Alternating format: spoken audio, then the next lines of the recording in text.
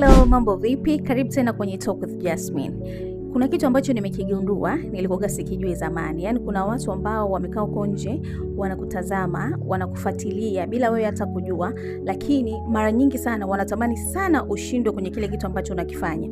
Wanatamani uanguke, wanatamani upotee, wanatamani yani ushindwe kabisa kitu ambacho umekianzisha au kitu ambacho unakifanya, lakini usiwape hiyo nafasi. Hebu fikiria kuhusiana na ndoto zako. Fikiria mambo ambayo umejiahidi wewe mwenyewe na ambao umeahidi wazazi wako kwamba utapambana mpaka uweze kufikia ndoto zako, utapambana mpaka uweze kufikia mafanikio ambayo unayataka wewe. Lakini kuna baadhi ya watu wanataka uanguke, wanataka ufail kwenye hicho kitu unachokifanya ili waweze kushangilia na waweze kujipa majibu kwamba ulikuwa hujui, ulikuwa huwezi na ulikuwa unajifanyisha. Sasa usiwape hiyo nafasi. Wewe fanya kile kitu chako kwa juhudi zako zote na Mwenyezi Mungu ndo anayejua. Hakikisha tu maneno ya watu, kelele za watu za nje zisikupoteze kwenye direction yako. Wewe endelea kufanya mambo yako, labda hicho kitu ndio kitakutoa, labda hicho kitu ndio mwanzo wa mafanikio yako. Na hata kama ukishindwa, basi ushindwe kwa sababu wewe mwenyewe umeshindwa na Mwenyezi Mungu ameshaona hicho sio kitu chako.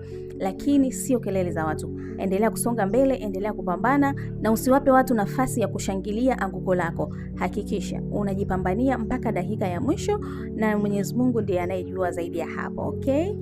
Kwa hiyo kelele za nje zisikupoteze. Wewe endelea kupambana, endelea kupigania ndoto zako na mwisho wa siku time will tell.